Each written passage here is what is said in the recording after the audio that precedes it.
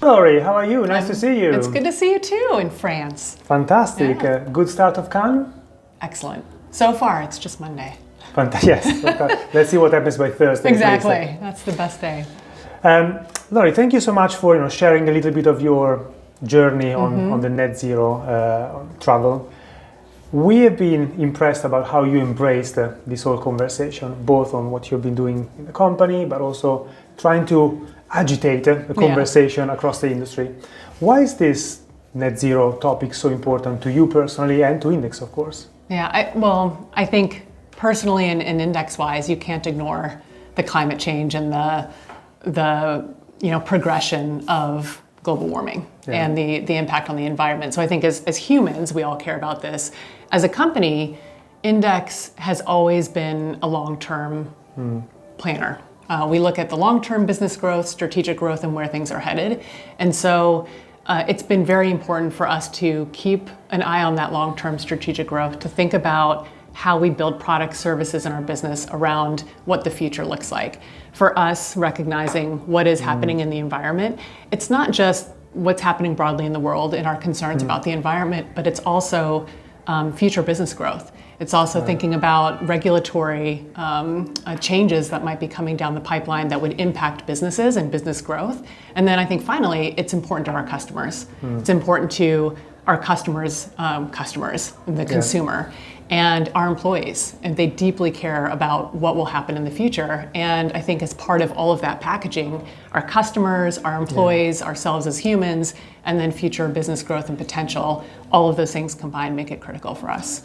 And I love when you talk about the long term, because let's recognize it, when we live the day-to-day of the business, it is difficult to balance the short and the long term. Yeah.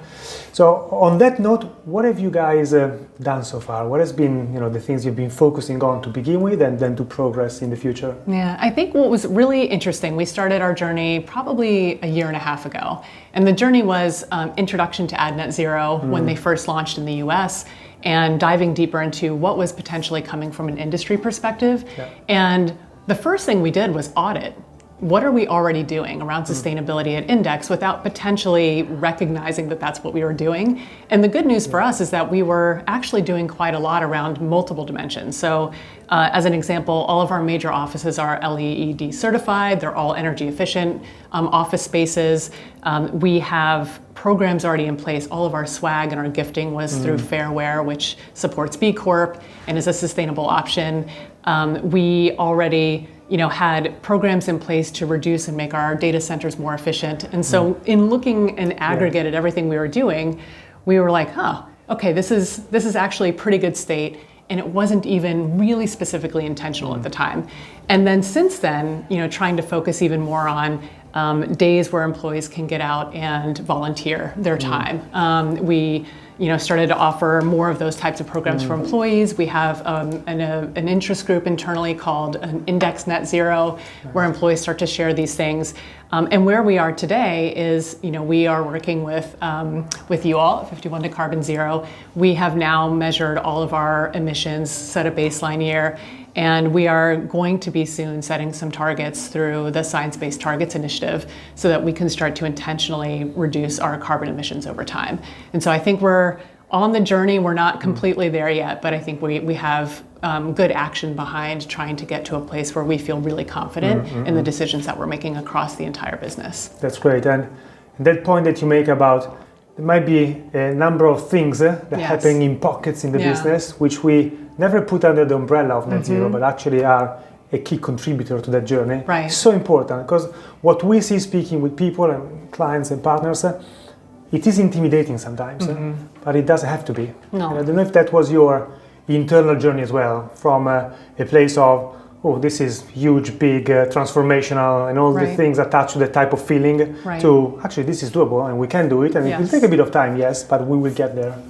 It's part of that's the education. And I think the intimidation part is that it's unknown, the complete body of work, because you have to look at it from every angle of the business and the operations and the, from the back end all the way to decisions you make around business travel and composting in offices and things like that. But you're right, when you break it down, then it becomes work streams and pretty easy work streams. And within your platform, you have the project management tool so that you can actually start to assign and you can break it down and make progress. And I think the progress part of it is where everyone can get started now. They don't have to wait to have everything done, but starting to take these small steps.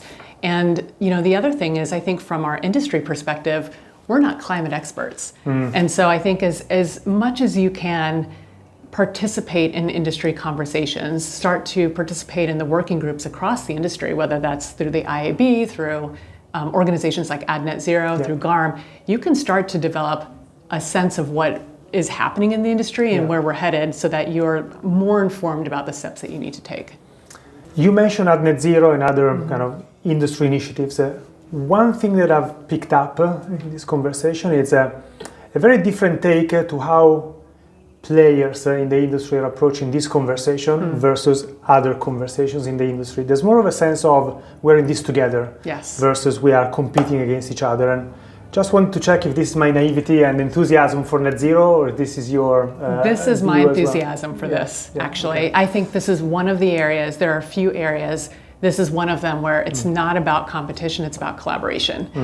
We are so, as an industry, early in the journey that we have the opportunity to create and set standards ourselves, to understand what potential self-regulation might look like. We've all, if we've been in the industry for a while, we all know what it looks like to be behind the curve in setting regulations or self-regulating and deciding how we want to measure. What are the right standards that we need to abide by, and how do we agree upon the right path forward, and recognizing that we're all learning at the same time. And I think there is grace that needs to be given in that process, but also information sharing and education so that we can all get better faster, because honestly, the world can't wait for us. And so we need to move faster on some of these initiatives, and the only way to do that is together. Absolutely. And sitting here with you, I feel like the positive vibes and the passion about the topic. Let's kind of flip the view for a second. Look at this from a business, through a business lenses. What are the benefits for a company like yours to get started on the journey? Yeah, I think about it from an internal perspective and external. From an internal company perspective, employees care. More and more employees, actually, I was speaking with our CTO the other day, and he was saying that more and more engineers that are coming through the recruitment pipeline are asking about our sustainability efforts related to data centers, and seeing that we're actually actively trying to make our compute less and make our data centers and engineering more efficient. They're excited by that. So from a business perspective, huge benefit in attracting the best talent, retaining the best talent, because we are standing behind issues that they care in, and we're part of the solution. On the other side, from the customer perspective, customers care and their customers care. And so as that regulations come in and companies of different sizes have different regulatory responsibility, they will start to put pressure on everyone in the supply chain, which is actually a good thing, because it means everyone in the supply chain will need to react and take some action.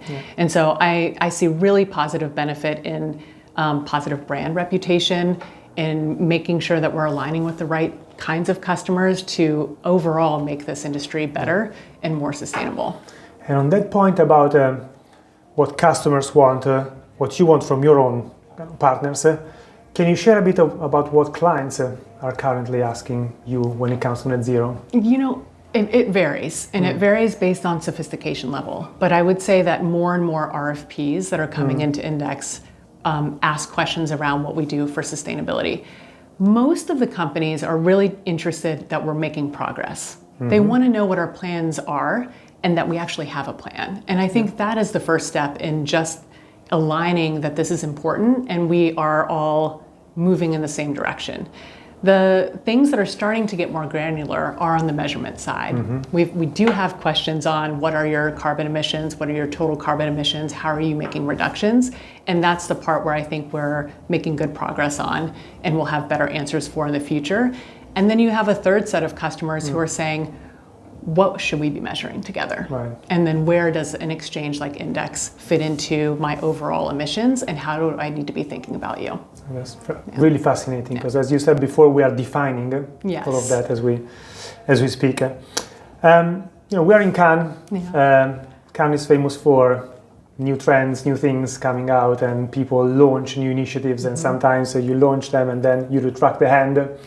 So the question for you here is, do you think net zero is a passing trend in the industry, or is net zero here to stay? It is here to stay.